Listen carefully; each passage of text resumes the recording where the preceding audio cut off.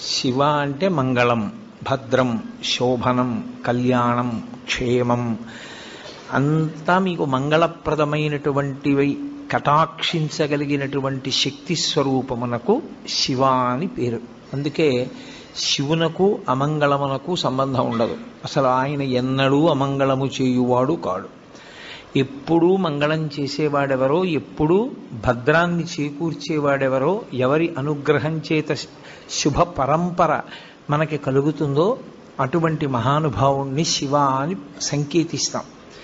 శివునకు ఒక రూపము కాదు, యథార్థమునకు అసలు పరమేశ్వరుడికి ఒక రూపం ఉంటే కదూ. కోటేశ్వరరావు అంటే ఏదో ఒక రూపంతో ఉంటాడు. పరమేశ్వరుడికి అలా ఒక రూపం ఉండదు. ఆయన చేసినటువంటి చేష్టితముల వలన భక్తులను అనుగ్రహించాలనేటటువంటి ఆయన యొక్క కారుణ్య తీవ్రత వలన ఆయన అనేక రూపములను ధరిస్తారు.